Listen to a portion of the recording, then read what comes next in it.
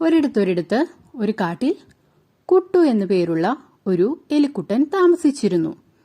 നാട്ടിലെ താമസം മടുത്ത് കാട്ടിലെ ജീവിതം എങ്ങനെയുണ്ടെന്നറിയാനായി വന്നതാണ് ആശാൻ.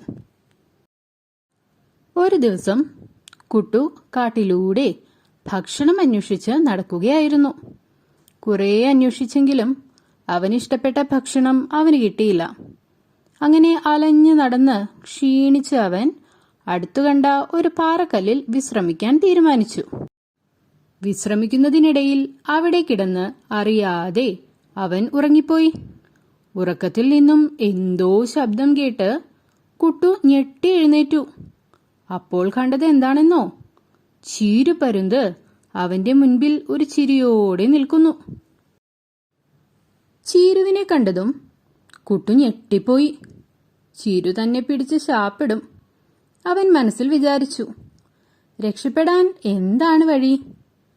കുട്ടു തല പുകഞ്ഞ ആലോചന തുടങ്ങി. ചീരു കുട്ടുവിനോട് പറഞ്ഞു, നീ നല്ല ഉറക്കമായിരുന്നല്ലോ. ആ, പിന്നെ അവസാനത്തെ ഉറക്കമായതുകൊണ്ട് ശല്യം ചെയ്യേണ്ടെന്ന് വിചാരിച്ചു.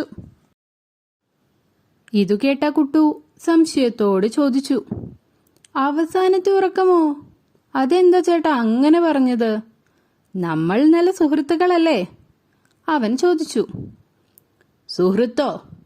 ആരടാ നിന്റെ സുഹൃത്ത്? നീ എന്നെ സോപ്പിടാനൊന്നും നോക്കണ്ട. നീ എന്ത് പറഞ്ഞിട്ടും ഒരു കാര്യവുമില്ല. ഞാൻ ഇപ്പോൾ തന്നെ നിന്നെ ശാപ്പിടാൻ പോവുകയാണ്, ചീരു പറഞ്ഞു. ഇതു കേട്ട കുട്ടു പറഞ്ഞു, എന്റെ ചേട്ടാ, എന്നെ തിന്നാൽ ചേട്ടന് എങ്ങനെ വിശപ്പ് മാറാനാ? നാട്ടിലുള്ളപ്പോൾ നല്ല ടേസ്റ്റുള്ള ഫുഡ് കഴിച്ച് തടിച്ചുരുണ്ടിരുന്ന ഞാനാ. ഇപ്പോൾ കണ്ടില്ലേ, എല്ലും തോലുമായി.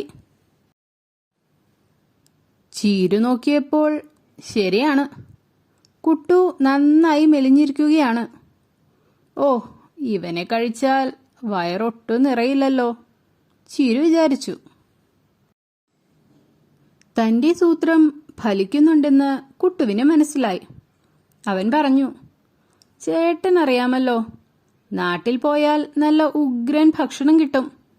ചേട്ടൻ എന്നെ ഇപ്പോൾ അങ്ങ് വെറുതെ വിട്. വെറുതെ വിട്ടാൽ ഞാൻ നാട്ടിൽ പോയി ഭക്ഷണമൊക്കെ കഴിച്ച് നന്നായി തടിച്ചുരുണ്ട് തിരിച്ചു വരാം. ഇതുകേട്ട ചീരു ഒരു നിമിഷം ആലോചിച്ചു. തടിച്ചുരുണ്ട് വരുന്ന കുട്ടുവിനെ കഴിക്കുന്നത് അവൻ സ്വപ്നം കണ്ടു. ചീരുവിന്റെ വായിൽ വെള്ളം ഊറാൻ തുടങ്ങി.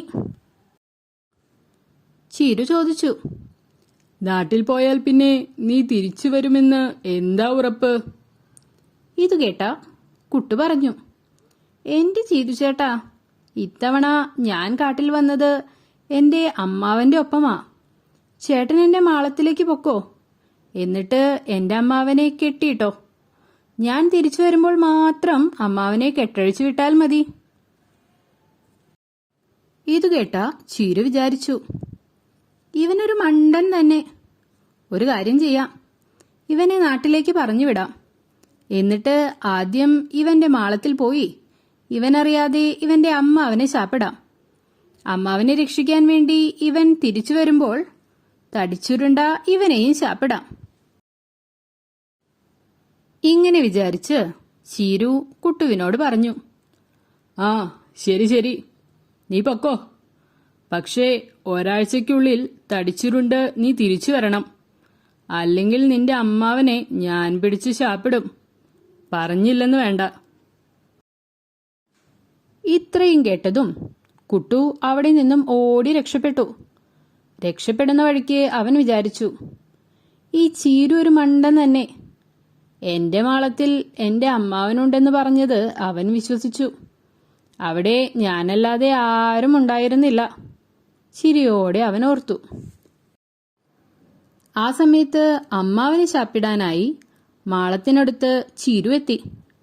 അവിടെ എത്തിയപ്പോഴാണ് മാളത്തിൽ ആരുമില്ലെന്നും കുട്ടു തന്റെ കയ്യിൽ നിന്നും രക്ഷപ്പെടാൻ പ്രയോഗിച്ച സൂത്രമാണതെന്നും ചീരുവിന് മനസ്സിലായത്.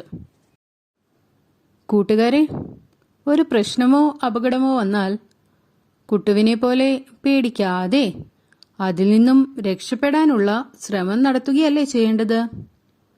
കഥ ഇഷ്ടപ്പെട്ടാൽ സബ്സ്ക്രൈബ് ചെയ്യണേ.